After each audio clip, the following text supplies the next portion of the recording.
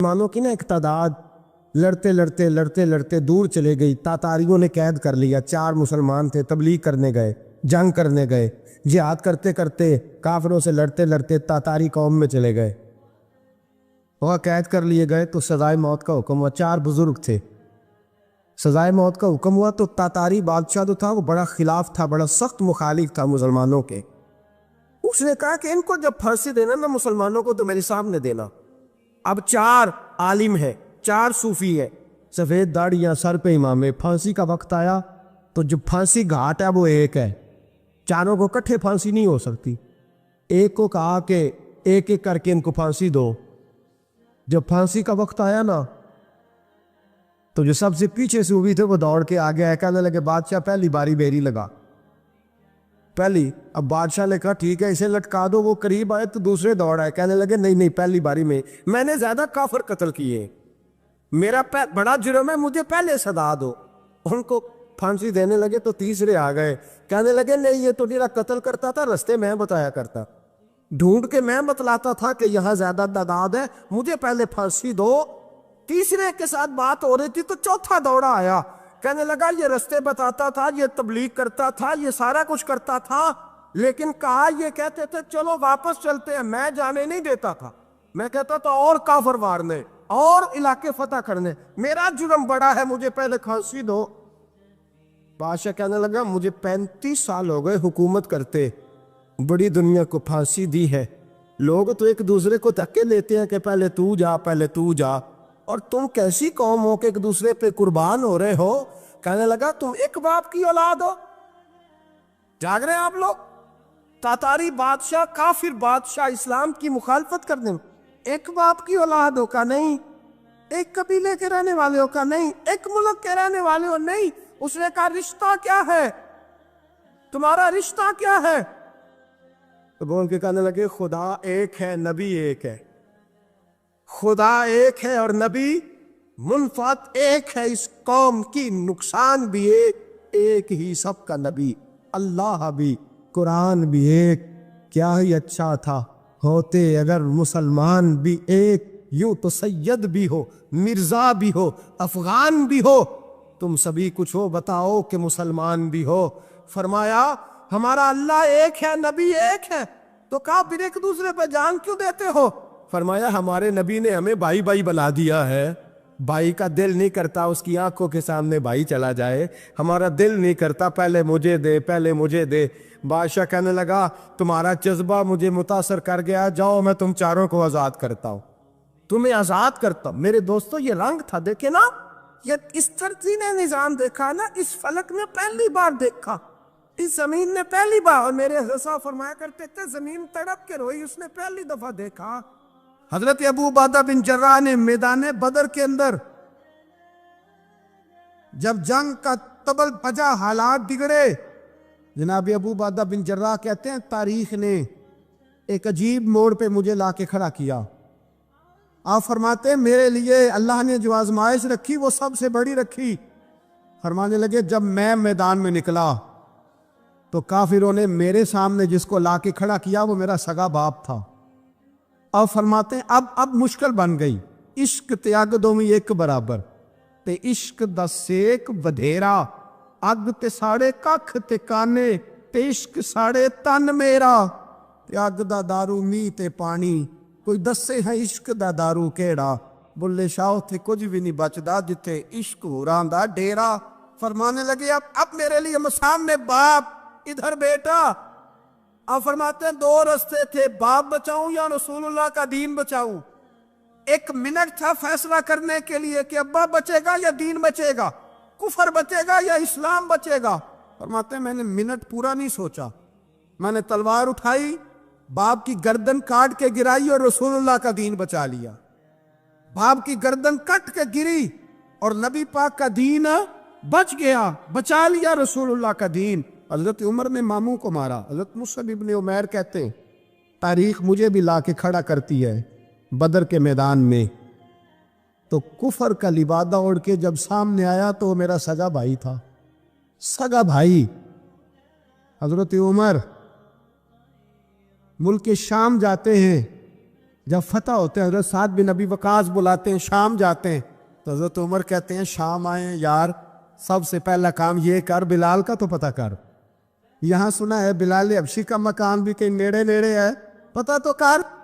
حضرت بلال حبشی حضرت سیدنا سعد کہنے لگے حضور بلا نہ لے، فرمایا نہیں، وہ مصطفیٰ کا غلام ہے تو میرا تو امام ہے، میں گھر ملنے جاؤں گا، گھر رحماؤ بینہم، کالے رنگ کے حبشی غلام سیدنا بلال حبشی کو ملنے گھر گئے، اور جناب عمر جا کے بیٹھک میں انتظار کرنے لگے، گویا ڈرائنگ روم میں بیٹھے، انتظار ہونے لگا۔ جناب سیدنا بلال آئے تو حضرت عمر اٹھ کے کھڑے ہوئے۔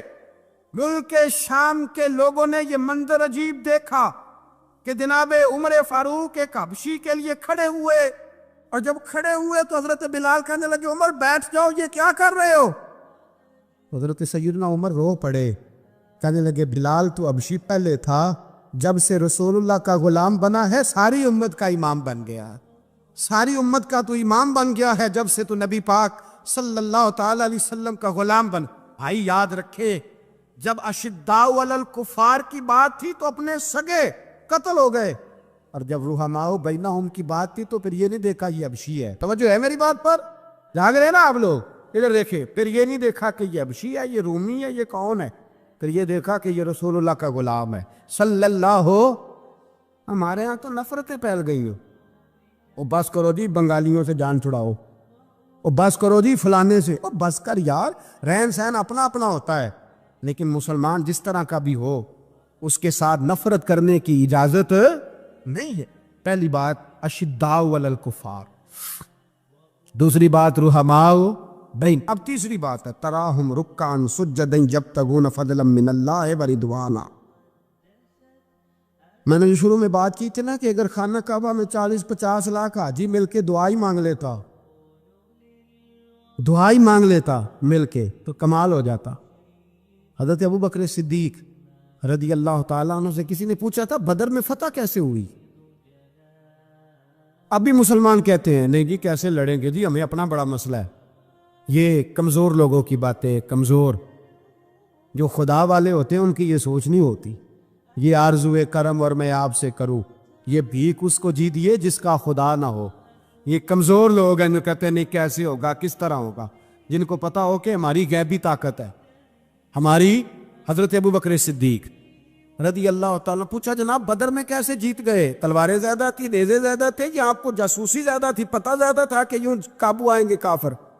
تو ابو بکر صدیق فرمانے لگے نہ نیزوں سے جیتے نہ تلواروں سے جیتے، ہم جو بدر میں جیتے ہیں تو مصطفیٰ کی نمازوں سے جیتے، ہمیں جو بدر میں کامیابی ملی تو رسول اللہ کی دعاؤں کی برکت سے ملی۔ فرمانے لگے کافر ساری رات شرابیں پیتے رہے، ساری رات وہ ناچ گانے میں مصروف رہے، اور میں حضور کے خیمے میں موجود تھا، نبی پاک ساری رات نماز پڑھتے رہے، ساری رات حضور نماز پڑھتے رہے، ساری رات اللہ سے دعا کرتے رہے۔ فرمایا صبح جو کامیابی ملی تو یہ مصطفیٰ کی نمازوں کی برکت سے ملی۔ ایک بزرگ کی میں بات سن رہا تھا، وہ کہہ رہے تھے اب نمازیں عبادتیں ریاضتیں بعد میں کرنا، پہلے جہاد کرو۔ کہہ رہے تھے اب نکل کر خانقاہوں سے ادا کر رسم شبیری، عبادتیں ریاضتیں تلاوتیں درود بعد میں ہوگا، پہلے جہاد۔ تو میں نے کہا صاحب عبادتیں تلاوتیں درود ہو کہاں رہا ہے، پہلے وہ جگہ تو بتائیں۔ خانقاہوں پہ تو عرس ہو رہا ہے، سال کے بعد ڈھول لگ رہا ہے۔ وہ جو زمانہ تھا نا کہ خانقاہ شریف پہ شام تک قرآن مجید ختم ہوگا، فجر کے بعد 50,000 درود پڑھا جائے گا، وہاں لوگ آئے ہیں تو وہاں ذکر کرتے کرتے لوگ اس قدر مست ہوئے کہ انہیں ہوش ہی نہیں کہاں کہ کہاں گئے، وہ تو دور ختم ہو گیا۔ اب کہاں ہے خانقاہ میں؟ اب تو نظر نیاز رہ گئی، ختم شریف رہ گیا، عرس پاک رہ گیا، باقی تو معاملہ ختم ہے۔ وہ کہاں گیا معاملہ سارا؟ بھائی دعائیں التجائیں شہاب الدین غوری سے پوچھا جناب فتح کیسے ہوئی؟ کہنے لگے خواجہ معین الدین اجمیری کی دعاؤں کی برکت سے۔ فرماتے ہیں بابا دعا مانگتا تھا، ہم جہاد کرتے تھے، اللہ کامیابی دے دیتا۔ بھائی وہ عبادت، وہ ریاضت، وہ مسلمان جو رات کو اپنے رب کو منا لیا کرتا تھا، وہ اپنی عبادت کے زور پر اللہ تبارک و تعالیٰ کی بارگاہ میں آہو زاری۔ حضور نے فرمایا الدعاء صلاح المومن، دعا مومن کا ہتھیار ہے۔ دعا مومن کا، بول کے بتانا ہے، دعا مومن کا۔ فرمایا مومن یہ ہتھیار چلا سکتا ہے، یہ ہتھیار کافر کے پاس موجود حضرت زید بن حارثہ رضی اللہ تعالیٰ عنہ کو نہ پکڑ کے کچھ کافر ان کو پکڑ کے لے گئے تو ایک درخت کے ساتھ باندھ لیا، کہنے لگے تمہیں قتل کریں گے، حضور کے صحابی ہیں رضی اللہ تعالیٰ۔ جب کافر آپ کو قتل کرنے لگا نا تو انہوں نے درخت کے ساتھ اچھی طریقے سے ٹانگیں باندھ لی، ہاتھ باندھ لیے، گردن باندھ لی، کہنے لگا بلا اپنے رب کو۔ تو حضرت زید رضی اللہ تعالیٰ عنہ فرمانے لگے میں تو شہید ہونے کو تیار تھا، لیکن تو نے آزمانے کا پروگرام بنایا تو ٹھیک ہے، میں پھر بلانے لگا ہوں اپنے رب کی مدد کو، اے اللہ مدد فرما۔ اس نے اتنی دیر میں تلوار نیام سے نکال لی، اے اللہ مدد فرما۔ اس نے جب تک دونوں ہاتھوں میں تلوار سونت لی، اے اللہ مدد فرما۔ جب تیسری بار آپ نے یہ کہا تو اس نے تلوار اٹھائی، کہا اللہ مدد فرما۔ حضرت زید رضی اللہ تعالیٰ عنہ کہتے ہیں جب چوتھی بار میری زبان سے لفظ نکلے، کافر کے ہاتھ میں تلوار تھی پر گردن بھی اس کی کٹ کے نیچے گر گئی، گردن کٹ کے اسی وقت نیچے گری۔ مجھے کسی نے کھولا، نہ مارنے والا نظر آیا، نہ گردن کاٹنے والا نظر آیا، نہ مجھے کھولنے والا۔ تو میں نے کہا آنے والے تو بتا تو سوئی تو کون ہے؟ تو کہنے لگے میں جبریل امین ہوں، میں جبریل امین ہوں، میں جبریل، مجھے دشمنوں نہ چھیڑو، میرا ہے کوئی جہاں میں، مجھے دشمنوں نہ چھیڑو، میرا ہے کوئی جہاں میں ابھی پکار لوں گا، نہیں دور ہے مدینہ۔ کہا جب تو نے، حضرت جبریل کہنے لگے جب تو نے پہلی دفعہ کہا نا اللہ مدد فرما تو میں سدرۃ المنتہا پہ تھا، مجھے حکم ہوا جبریل دیر نہ کرنا۔ فرماتے ہیں جب دوسری دفعہ تو نے کہا نا اللہ مدد فرما تو میں 7ویں آسمان پہ تھا، اور جب تیسری دفعہ کہا مدد فرما تو میں پہلے آسمان پہ تھا، اور فرمایا جب تو نے کہا چوتھی دفعہ اللہ مدد فرما تو میں تیرے سرانے کھڑا تھا، میں تیرے سرانے۔ تو بھائی اب تو اجتماعی دعا بھی نہیں رہی ہماری، اب تو یہ والا سوتا بھی، اکبر الآبادی نے کہا تھا مصیبت میں بھی اب یاد خدا ہم کو نہیں آتی، دعا منہ سے نہ نکلی جیبوں سے عرضیاں نکلی۔ اب بھی ہم کہتے ہیں کریں گے بات، سفیر کو بلائیں گے، ہم نے کہا ہے اس کو تو مان جائے گا وہ آپ کی بات؟ وہ بچے کاٹ رہا ہے تو اس کو گھر بلا رہا ہے۔ ابھی تک ایک اتنا سا سٹینڈ کہ ان کا جو دفتر ہے سفارت خانہ وہ بند کر دیا جائے، اتنی بھی توفیق نہیں ہوئی۔ کہتے ہیں ٹھیک ہے شور شروع ہو رہا ہے بس چپ کر دیں گے سارے۔ خدا را خواب غفلت سے اٹھو، بیداری حاصل کرو، اور کچھ نہیں ہو سکتا تو کھل کے دعا تو مانگو، ان کے لیے دعا تو مانگو۔ اللہ بڑا کریم ہے، وہ جب مدد کرنے پہ آتا ہے تو پھر بڑے بڑے کافروں کے مقابلے میں اپنے بندوں کی مدد فرماتا ہے۔ اور میں یہ پیغام دینا چاہتا ہوں عالم کفر کو بھی، یاد رکھے رب کریم جب مدد کرنے پہ آئے تو اکیلے حضرت ابراہیم اور ایک طرف پوری ملت ہو تو اللہ اپنے خلیل کو بچا لیا کرتا ہے۔ رب کریم کی رحمت کاملہ جب فیصلہ کر لیتی ہے تو پھر نمرود جیسے سپر پاور طاقت کو رب کریم مچھر سے مروا دیا کرتا ہے۔ اللہ تبارک و تعالی، یہ تو مسلمان کا دعا والا سوتا ہی، وہ نکل کر خانقاہوں سے ادا کر رسم شبیری، یہ تو تب ہوگا جب خانقاہ کے اندر کوئی ذکر فکر عبادت ہو رہی ہو، اور جب وہاں حال ہی کوئی نہیں، وہاں تو رقص و سرور ہے، وہاں تو بس جھوٹی تعریفیں ہیں، ہر آدمی نے ایک بندہ ساتھ رکھا ہوا ہے تعریفیں کرنے کرانے والا، وہ تو معاملہ ہی اور ہو گیا ہے۔ حضرت سیدنا مولا علی شیر خدا کرم اللہ تعالیٰ وجہہ کریم ساری زندگی کہتے رہے اللہ علی نے میدان میں عمر گزاری ہے، اسے شہادت کی موت عطا فرما۔ او بھائی یہ تو شہادتیں مانگنے والے۔ حضرت امام حسین میدان کربلا میں کھڑے تھے، شمر کہنے لگا حسین تیری چاروں جانب موت ہے، تو آپ فرمانے لگے تجھے ابھی ہمارا پتہ ہی نہیں، موت سے تو ہمارا پیار چلتا ہے، اور فرمایا یہ شہادت تو ہمارا پیچھا کرتی ہے، پہنچ جاتی ہے جہاں ہم ہوتے ہیں، موت سے ڈرا رہا ہے۔ مسلمان کا مرنے کو دل نہیں کرتا، ورنہ وہ اتنی بڑی کوٹھی میں کون رہے گا؟ مرنے کو دل اس لیے نہیں کرتا کہ وہ جو 6 کروڑ 10 کروڑ ڈالر لوٹ کے رکھے ہیں، مر گئے تو کھائے گا کون؟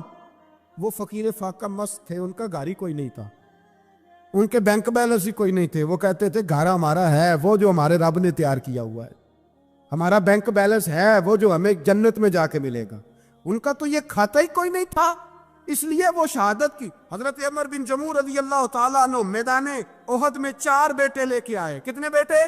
بول کے بتائے۔ 4 بیٹے لے کے عمر بن جموع آئے، اور خود ایک ٹانگ سے لنگڑے سے آبی ہیں، ٹانگ چھوٹی ہے، حضور کے سامنے کھڑے ہوئے کہا محبوبہ میرے 4 ہی تھے، میں 4 لے آیا ہوں، قبول کر لے۔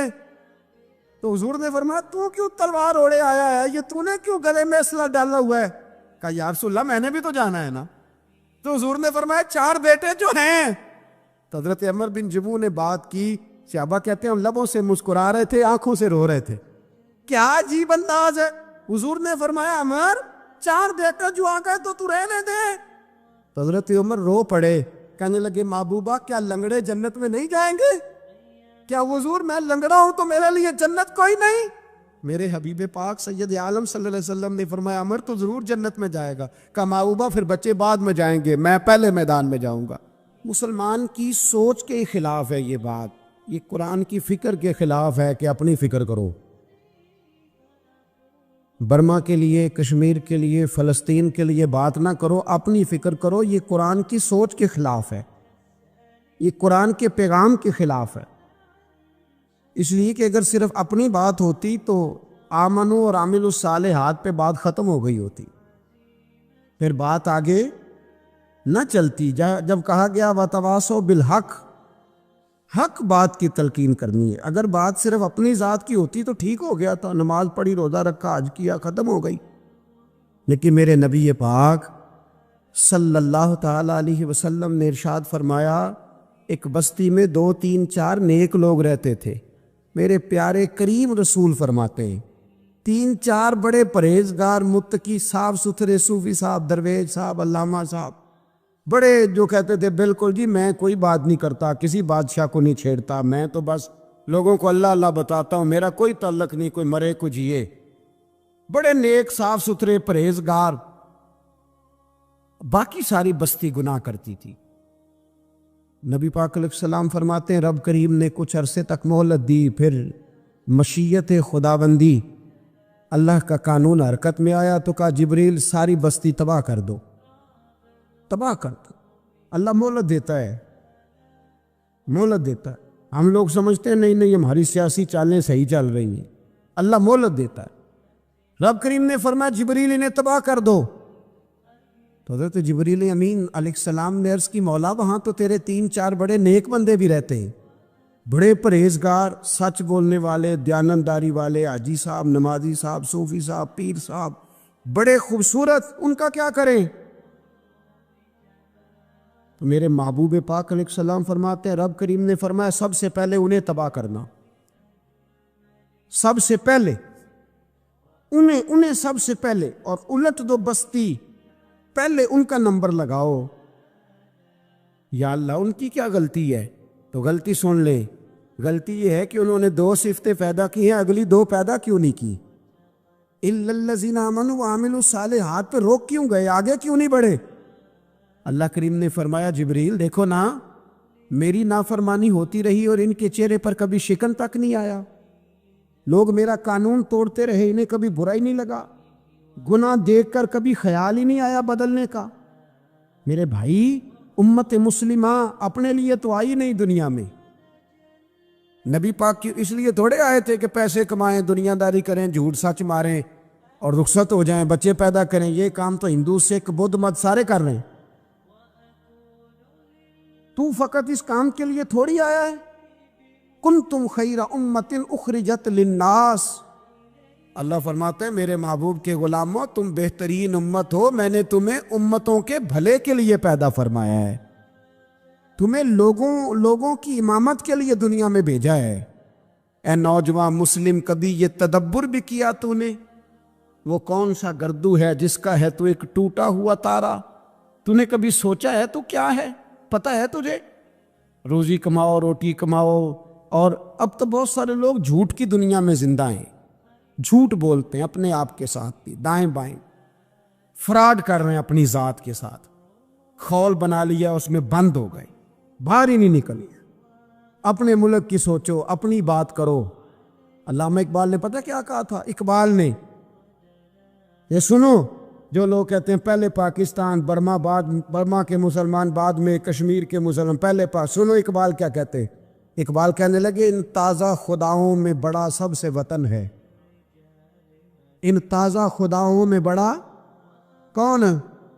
وطن کی محبت ایمان کا حصہ ہے، اس میں شک نہیں، لیکن اگر اسلام سے پہلے وطن آ گیا تو اقبال کہتے ہیں ان تازہ خداؤں میں بڑا سب سے وطن ہے، اور جو پیرہن اس کا ہے وہ مذہب کا کفن ہے۔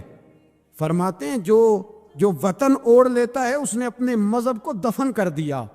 سب سے پہلے پاکستان نہیں، سب سے پہلے رسول اللہ کا دین ہے، سب سے پہلے قرآن ہے، سب سے پہلے نبی پاک کا فرمان ہے، سب سے پہلے امت مسلمہ ہے۔ ان تازہ خداؤں میں بڑا سب سے وطن ہے، جو پیرہن اس کا ہے وہ مذہب کا کفن ہے۔ اور اقبال کہنے لگے قوم مذہب سے ہے، مذہب جو نہیں تم بھی نہیں۔ قوم مذہب سے ہے، مذہب جو نہیں، تو نہیں سمجھ آ رہی آپ کو میری بات؟ قوم کس سے ہے؟ پاکستانی ہونے سے، پنجابی ہونے سے، سندھی بلوچی پٹھان ہونے سے؟ نہ، قوم مذہب سے ہے، اور مذہب جو نہیں تم بھی نہیں۔ یہ کیسے ہو سکتا ہے کہ مذہب نہ اور بندہ زندہ رہے؟ یہ کیسے ہو سکتا ہے؟ بھائی کافر نے اصل میں جاگ ہی نہیں رہا، میں جاگتا ہی نہیں، میں جیب کی سوچتا ہوں، مسجد کی سوچتا ہوں، خانقاہ کی سوچتا ہوں، مدرسے کی سوچتا ہوں، دکان کی، سارا دن تو اس چکر میں لگا رہتا ہوں لوگوں کو ثابت کرنے میں کہ میں صحیح ہوں باقی غلط ہے۔ میں تو اپنی ذات کے خول سے اٹھ ہی نہیں رہا، اور مجھے یہ اندازہ ہی نہیں کہ لیبیا سارا کٹ گیا، مصر کے ٹکڑے ٹکڑے ہو گئے، مجھے پتہ ہی نہیں کہ شام، جس کے بارے میں میرے نبی پاک علیہ السلام نے فرمایا مکے اور مدینے کے بعد اللہ نے سب سے زیادہ برکتیں ملک کے شام میں رکھی ہے، اور حضور نے فرمایا جس نے ہجرت کرنی ہو وہ شام جائے۔ اتنا اعلیٰ ملک سارا کٹ گیا، 4,000 ہزار لوگ ایک دن میں قتل ہو گئے، پر میرا گھر آباد ہے نا، کوئی حرج نہیں، وہ کٹتے ہیں تو وہ دور ہیں، کٹتے رہے۔ فلسطین میں ہمارے ہاں معراج کی محفلیں بڑی جم کے ہوتی ہیں، سارے لوگ پڑھتے ہیں سبحان الذی اسریٰ بعبدہ لیلا من المسجد الحرام الی المسجد الاقصی۔ انہیں پوچھو روز قرآن مجید میں مسجد اقصی کا نام لینے والوں تو مسجد اقصی کہتے ہو تو تمہیں اللہ کتنی نیکیاں عطا کرتا ہے، بتاؤ تو صحیح مسجد اقصی کدھر ہے؟ اور اب تو میری طرح کے مولوی آدھی حدیث سناتے ہیں، کہتے ہیں مسجد نبی میں ایک نماز پڑھو تو 50,000 کا ثواب، حرم شریف میں پڑھو تو 1,00,000 کا ثواب۔ مولانا حدیث یہاں سے شروع نہیں ہوتی، کھولو تو صحیح کنز المال، پڑھو مسند امام احمد بن حنبل، حدیث تو یہاں سے شروع ہوتی ہے۔ میرے نبی پاک نے فرمایا مسجد اقصی میں جس نے ایک نماز پڑھی 25,000 کا ثواب، اور میری مسجد میں جس نے ایک نماز پڑھی 50,000 کا ثواب، اور اللہ کے گھر بیت اللہ جس نے پڑھی 1,00,000 کا ثواب۔ مسجد اقصی کا تو ذکر ہی چھوڑ گیا ہے، کیوں؟ وہ مسجد جس کی طرف منہ کر کے 15 سال میرے نبی پاک نے نماز ادا کی، کس نے؟ بولیے گا 15 سال تک، 2 ہجری میں 13 سال مکے میں، 2 سال مدینے میں، مسجد اقصی کی طرف جدھر منہ کر کے تیرے اور میرے رسول نماز پڑھتے رہے۔ آج وہ مسجد یہودی کے قبضے میں ہے، کئی جمعے تالا رہتا ہے، وہاں نماز نہیں پڑھنے دی جاتی۔ مجھے کیا لگے اس بات سے، میری مسجد میں تھوڑی لگا ہوا ہے۔ ایسی ہوا چلی ہے کہ ہر شخص سوچتا ہے تمام شہر جلے بس ایک میرا گھر نہ جلے۔ بھائی یہ وہ دور ہے جس دور میں ذرا سی بھی کسی شخص کو تکلیف ہوتی ہے تو عالمی میڈیا پہ بات جاتی ہے، موبائل جیبوں میں فوراً تصویریں کیش ہوتی ہیں۔ میں اور آپ، ہمارا اس قوم سے تعلق ہے جس قوم کے بچے کٹ گئے، ذبح ہو گئے، عورتوں کے پستان کاٹ کے برما کے بدھوں نے ان کے کباب بنا کے کھا لیے، چھوٹے چھوٹے بچوں کی لاشیں انہوں نے لٹکا ڈالی، اور یہاں میں حکومت کی کیا بات کروں، یہاں کسی سیاستدان کو مکھی کاٹ جائے تو ہمارے پھٹے آباد ہو جاتے ہیں بحث کرنے کے لیے۔ ہمارے اپنے لوگ، عام آدمی نہیں بات کرتا، عام آدمی نہیں نکلتا، عام شخص کو فکر ختم ہو گئی۔ وہاں میری بھائی سب سے بڑھ کر بہترین مسجد کے خطیب امام حسین تھے۔ مسجد نبی سے بڑی بھی کوئی مسجد ہوگی جس ممبر پر رسول پاک بیٹھ کے خطبہ دیا کرتے تھے، اور میرے مصطفیٰ کے آستانے سے بڑا بھی کوئی آستانہ ہوگا جس کی سجادگی امام حسین کے پاس تھی۔ کہتے ہیں ہمارا کیا تعلق، ہمیں کیا لگے، جو مرضی ہوتا پھرے۔ امام علی مقام آرام سے مسجد نبی میں بیٹھے تھے، زمانہ پوری دنیا سے جاتا تھا، ہاتھ چومتا تھا، قدموں میں بیٹھتا تھا. اتنے بڑی عظمت والی بھی کوئی شخصیت ہوگی جس کے رگوں میں رسول اللہ کا خون دوڑتا ہے, جسے حضور اپنی زبان مبارک اس طرح وہ چوسا کرتے تھے جیسے عرب کے لوگ پیاس کے عالم میں کھجور چوسا کرتے تھے. اتنا بڑا بھی کچھ شخص تھا, لیکن جب دین پہ کڑا وقت آیا تو حسین نے مسجد کی خطابت نہیں بچائی, آستانہ نہیں بچایا. امام علی مقام نے کہا کوفہ لٹتا ہے تو لٹتا رہے, دمشق میں فساد ہوتا ہے تو ہوتا رہے, وہ ملک شام کی بچیاں رو رہی ہیں تو روتی رہیں کہ ہم پہ یزید قابض ہو گیا, میری مسجد آباد ہے, کافی ہے نا. امام حسین نکلے اور نکل کے کہنے لگے جنت البقیع والی جگہ پہ کھڑے ہو کے, یا رسول اللہ میں جا رہا ہوں اور آپ کے لیے جا رہا ہوں, اس لیے کہ مجھے اس شام کو بچانا ہے جس شام میں رسول اللہ کا کلمہ پڑھنے والے لوگ بستے ہیں. مجھے کوفہ, دمشق, مصر کے لوگوں کو بچانا ہے. نانا تیرے کرم کے خزینے کی خیر ہو, میں جا رہا ہوں تیرے مدینے کی خیر ہو. نکل کھڑے ہوئے امام علی مقام, میدان میں نکلے. کس کے خلاف؟ کون تھا یزید؟ مسلمان تھا. اس وقت تک تو سب نے مسلمان لکھا ہے, جس نے کافر کہا شہادت امام حسین کے بعد کا. جرم کیا تھا؟ میری گردن جھک جاتی ہے جب میں یہ بات کرتا ہوں, ایمانداری سے کہہ رہا ہوں, جوش خطابت نہیں, میری گردن جھکتی ہے جب میں یہ لفظ ادا کرتا ہوں. امام علی مقام اس شخص کے خلاف نکلے. سارے خطبے امام حسین کے پڑھ کے دیکھو. امام حسین نے فرمایا یزید شرابی ہے.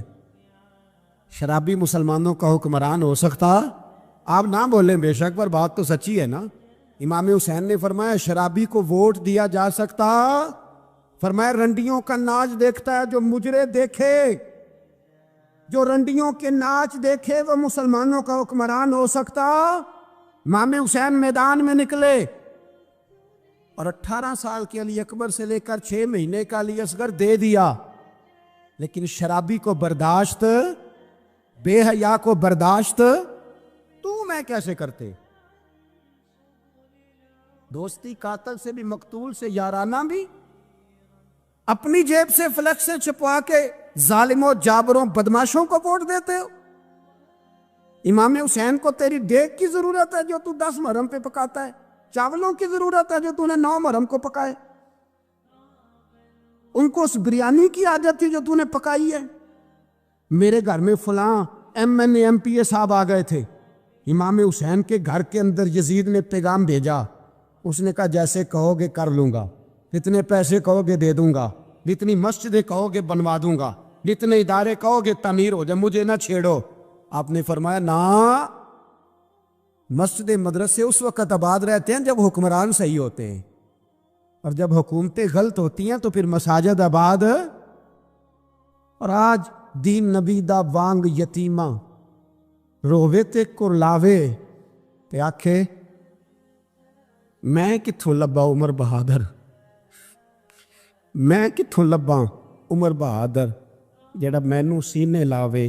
امام راضی کہتے ہیں کہ سیدہ فاطمہ الزہرا رضی اللہ تعالیٰ عنہ کے دونوں شہزادے حسنین کریمین بیمار ہو گئے تو سیدہ نے منت مانگی کہ بچوں کو شفا ہوگی تو 3 روزے رکھوں گی. شفا ہو گئی, روزے بھی رکھ لیے. اور جب مولا علی شیر خدا روزہ رکھنے کے لیے بیدار ہوئے, سیدہ فاطمہ الزہرا بیدار ہوئی تو امام حسن اور حسین بھی اٹھ گئے. 7-8 سال کی عمر ہے, اماں جی ہم نے بھی رکھنا ہے. صبح کھجور اور دودھ سے روزہ رکھ لیا گیا.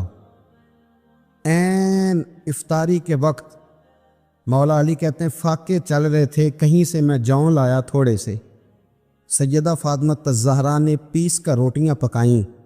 وہ وقت جو بڑا مشکل ہوتا ہے افطار کا, کہتے ہیں اس وقت جب کھانے کے لیے بالکل ہاتھ آگے بڑھنے لگے اور امید تھی کہ ابھی سیدنا بلال اللہ اکبر کہیں گے تو روزہ کھلے گا, لیکن ابھی چند ہی منٹ رہتے تھے کہ دروازے پر ایک فقیر نے صدا دی. کہنے لگا سارے مدینے کے دروازے کھٹکھٹا آیا ہوں, قحط ہے, فاقہ ہے, اے رسول اللہ کے خاندان والو, میں یتیم ہوں. کسی نے بتایا ہے کہ اور کوئی دروازہ کھلے نہ کھلے, سیدہ کا دروازہ تیرے لیے ضرور کھلے گا. کیا یتیم کو روٹی ملے گی؟ تو حضرت مولا علی نے بچوں کی طرف دیکھا ہی تھا کہ امام حسن ساری روٹیاں جا کے دروازے پہ دے آئے. کھجور اور پانی سے افطار ہو گیا. صبح پھر کھجور اور دودھ سے روزہ رکھا. امام راضی کہتے ہیں این وہ وقت جب افطار کا ٹائم آیا تو پھر دروازے پہ کسی نے صدا دی، کہا رسول اللہ کے خاندان والوں میں مسکین ہوں، رات سے روٹی کھائی ہے، نہ صبح کھا سکا نہ دوپہر، کسی نے بتایا ہے کہ اس دروازے سے خالی کوئی نہیں جاتا۔ امام حسن نے پھر سارا لنگر اٹھایا اور پھر جا کے دے دیا۔ تیسرا دن پھر ہوا، مجھے لگتا ہے کہ جب افطار کا ٹائم آیا ہوگا نا تو یہ خود ہی سارے دروازے پہ دیکھتے ہوں گے، یہ کوئی آیا نہیں لینے والا ابھی تک۔ لگتا ہے کہ نظریں دروازے پہ تھیں۔ عین افطار کے وقت 3 روٹیاں جب جاؤں کی پک کے آئی، ایک بھکاری نے صدا دی، کہنے لگا میں قیدی ہوں، آج ہی قید سے رہائی ملی ہے، پہلے دن کسی کے دروازے پہ صدا ملی ہے، دی ہے روٹی ملے گی۔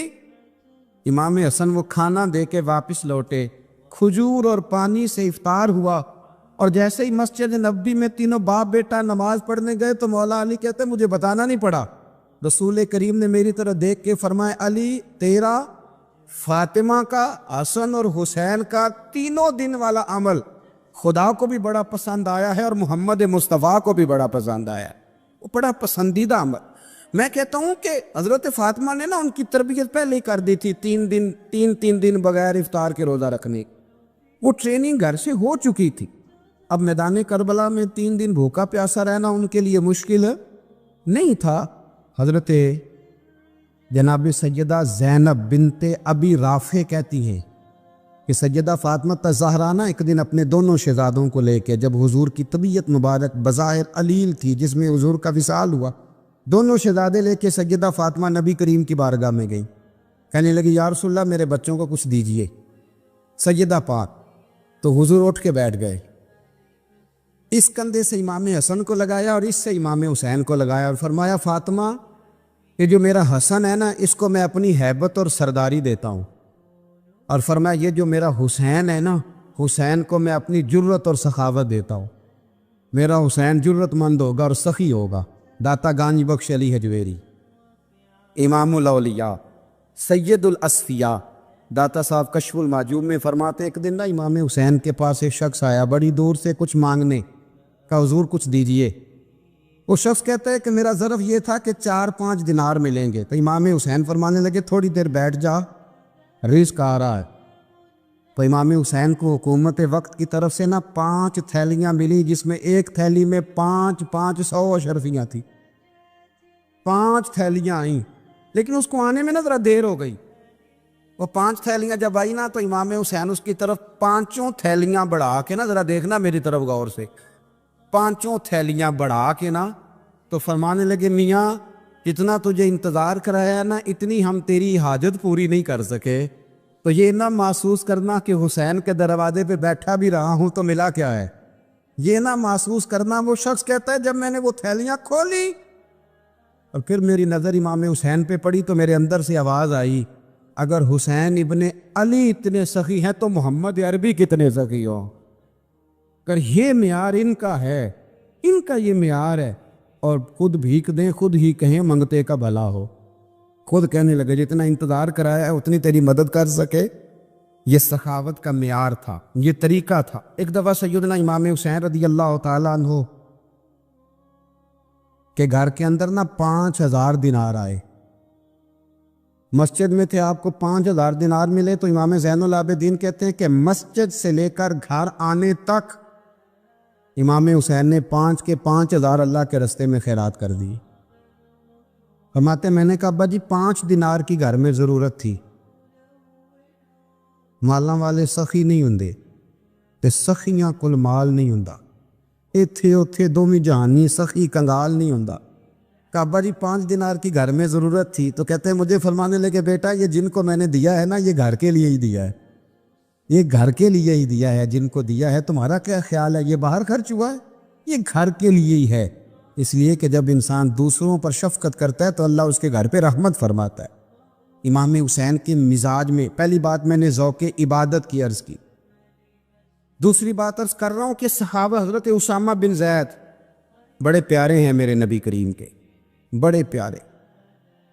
حضرت اسامہ بن زید کے بارے میں سیدہ عائشہ صدیقہ فرماتی ہیں ان کے ناک سے اگر ریٹھ نکلتی تھی تو اللہ کے رسول اپنے دست مبارک سے صاف کر دیتے تھے، اور سرکار فرماتے تھے کہ اگر اسامہ لڑکی ہوتا نا، ان کے غلام کے بیٹے تھے حضرت زید بن عامر، اگر یہ لڑکی ہوتا میں اسے زیور پہناتا.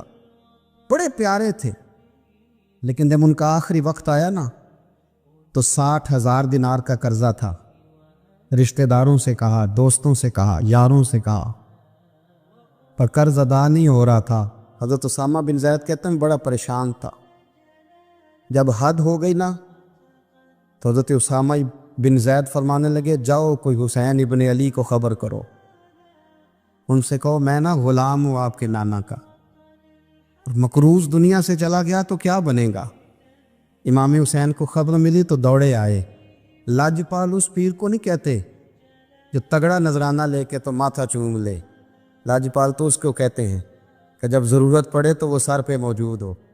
حضرت سیدنا امام حسین تشریف لائے تو جناب اسامہ بن زید رو پڑے، کہنے لگے حضور میں نے نا غلامی کی ہے آپ کے نانا کی، اور اس غلامی پہ ناز ہے. اب 60,000 دینار کا قرضہ لے کے دنیا سے جاؤں گا تو میری قبر پہ بوجھ رہے گا. امام حسین خادم کو بھی کہہ سکتے تھے جاؤ گھر پیسے پڑے ہیں لے آؤ. امام حسین خود گئے، چادر اوڑھ کے تو اس کی اوٹ میں بکل میں 60,000 دینار چھپا کے لائے اور جناب اسامہ بن زید کے سامنے رکھ کے کہنے لگے اسامہ یار پیسے رات کو ہی آئے تھے، میں سوچ رہا تھا مجھے تو ضرورت نہیں، اللہ نے کس کا نصیب میرے گھر میں بھیج دیا، مجھے تو حاجت ہی نہیں تھی، اب پتہ چلا پیسے تیرے تھے، اللہ نے حسین کی ڈیوٹی لگائی ہے کہ جا کے دے آ. حضرت اسامہ بن زید رو پڑے، فرمانے لگے اللہ آپ کو بہترین صلہ عطا فرمائے. امام بڑا ہی پیار کرتے تھے. گھوڑے پہ جا رہے تھے، کچھ فقیر غریب لوگ بیٹھ کے روٹی کھا رہے تھے. کہاں رہے تھے؟ سڑک کے کنارے. تو امام زین العابدین فرماتے ہیں کہ جب امام حسین گزرے تو انہوں نے آواز دی حضور دل کرتا ہے ہمارے ساتھ بیٹھ کے روٹی کھائیں. کائنات کے مالک و مختار کے نواسے اور دنیا کے سب سے بڑے شہزادے گھوڑے سے اترے اور غریبوں کے ساتھ سڑک پہ بیٹھ گئے، روٹی کھانے لگے اور دیر تک کھاتے رہے. اور جب فارغ ہو گئے تو فرمانے لگے کھانے کی ضرورت بھی نہیں تھی، حاجت بھی نہیں تھی، پر تم نے آواز دی تو دل رکھنے کو بیٹھ گیا تھا، اگر اجازت دے تو چلا جاؤں. یہ مزاج تھا، یہ طبیعت تھی. آپ کے ایک بھائی ہیں چھوٹے، حضرت محمد بن حنفیہ نام ہے، حضرت مولا علی شیر خدا رضی اللہ تعالیٰ عنہ کی دوسری بیوی سے. ایک دن حضرت امام حسین ان کے گھر میں بیٹھے تھے تو کسی بات میں نا اختلاف رائے ہو گیا، تو امام علی مقام ناراض ہو گئے، فرمایا آج کے بعد تیرے گھر نہیں آؤں گا. رومال اٹھایا چلے گئے. لوگوں نے حضرت محمد بن حنفیہ رضی اللہ تعالیٰ عنہ سے کہا حسین تو ناراض ہو گئے، کبھی نہیں آئیں گے. آپ فرمانے لگے بھائی تمہارا ہے کہ میرا؟ جی بھائی تو آپ کے ہیں. فرمایا اگر کہو تو چند منٹوں میں حسین واپس آئے. جناب ناراضگی ہو گئی ہے. فرمایا ناراضگی ہوئی ہے پر میں اس کے دل کی نرمی کو تو جانتا ہوں نا، اس کے مزاج کے اندر جو محبت ہے اس سے تو ابھی آئے. کہ جناب وہ کیسے؟ فرمانے لگے دیکھنا ذرا. تو امام حسین نے خط لکھا، حضرت محمد بن حنفیہ نے رکا لکھا، کہنے لگے حسین میرے باپ کا نام بھی علی ہے اور آپ کے باپ کا نام بھی علی ہے، پر ایک فضیلت ایسی ہے جس میں آپ کا مقابلہ نہیں کر سکتا، وہ یہ ہے کہ آپ سیدہ فاطمہ الزہرا کے لال ہیں، آپ محمد مصطفیٰ علیہ السلام کے نواسے ہیں. کہنے لگے بھائی جان آپ نے نانا جان کی وہ حدیث تو سنی ہوگی کہ دو لوگ ناراض ہو جائیں تو جو صلح پہلے کرے جنت میں پہلے جائے گا. فرمانے لگے دل میرا کر رہا تھا کہ پہلے صلح کر لوں، لیکن پھر بڑے بھائی کو پشت کروں گا جنت میں جاتے ہوئے، یہ بھی تو بے ادبی ہے نا. اب خط میں نے لکھ دیا ہے، آپ کا جو ارادہ ہو. امام حسین نے خط پڑھا تو آنکھوں میں آنسو آ گئے. پھر سے رومال اٹھایا. بچے پوچھنے لگے کہاں جا رہے ہیں؟ کہا بھائی کے گھر جا رہا. کہا آپ تو ناراض تھے. فرمایا تھا ناراض پر ہے تو میرا بھائی نا. ہو گئی بات ختم. بڑی دل میں نرمی، طبیعت میں سوز، لہجے میں گداز. حضرت امیر معاویہ رضی اللہ تعالیٰ عنہ نے ایک شخص کو بھیجا مدینہ منورہ شان سے، تو اس نے کہا میں نے امام حسین سے ملنا ہے، تعارف کیا ہے؟ جناب امیر معاویہ فرمانے لگے مسجد نبوی میں جانا جس کے گرد لوگ سب سے زیادہ ادب سے بیٹھے ہوں اور جس کی باتیں سب سے زیادہ میٹھی ہوں اور جس کی نظریں سب سے زیادہ جھکی ہوں اور جس کے چہرے پر تمہیں سب سے زیادہ وقار نظر آئے، وہی علی کے بیٹے حسین ہوں گے. جو سب سے زیادہ تمہیں وہاں ماحول کے اندر جو شخص نظر آئے پوچھنے کی ضرورت نہیں پڑے گی. وہ شخص کہتا میں مدینے آیا تو میں نے واقعی ایک شخص کو دیکھا شہد کے گرد مکھیوں کا اتنا ہجوم نہیں ہوتا جتنا امام حسین کے گرد رسول اللہ کے غلاموں کا ہجوم تھا، لیکن نظریں جھکی ہوئی، باتیں میٹھی، لہجہ گداز گداز، لفظوں میں رانائی، اور لوگ کئی باتیں پوچھتے تو علی کے صاحبزادے ایک آدھ جملہ بولتے تو لگتا یہ کہ وہ جملہ سیدھا دل میں اترتا چلا جاتا ہے. امام علی مقام کے کردار میں نا کچھ باتیں بڑی زیادہ تھیں، بہت زیادہ تھیں، بڑا حسن تھا. ایک بات تو یہ تھی امام حسین رضی اللہ تعالیٰ عنہ کا علم و فضل بڑا کمال کا تھا. ایک دفعہ صحابہ میں مسئلہ بن گیا کہ بچہ پیدا ہوتا ہے تو اس کا وظیفہ کیسے لگانا ہے. امام حسین کا علم و فضل بتا رہا ہوں، علم و فضل. تو بات بڑی پیچیدہ ہو گئی. حضرت عبداللہ ابن زبیر کے پاس لوگ آئے، کہنے لگے کہ آپ بڑے صاحب علم و فضل ہیں، آپ نے حضور علیہ الصلوۃ والسلام کے ساتھ وقت گزارا ہے، تو مسئلے کو حل کریں کہ بچہ پیدا ہونے کے بعد حکومت اگر وظیفہ لگائے گی تو کب لگائے گی. جب بحث طول پکڑ گئی، مسئلہ حل نہیں ہوتا تھا، تو حضرت عبداللہ ابن زبیر کہنے لگے ہم سے نہیں حل ہوگا. ایک بندہ ہے جس کے سینے میں رسول اللہ صلی اللہ تعالیٰ علیہ وسلم کے نور نبوت کا فیضان ہے، وہ یہ مسئلہ حل کریں گے. تو کہا وہ کون سے؟ آپ فرمانے لگے جب ہم سے مسائل حل نہیں ہوتے تو ہم ان کے علم سے فائدہ اٹھاتے ہیں. کہا کون ہے؟ کہا جناب امام حسین.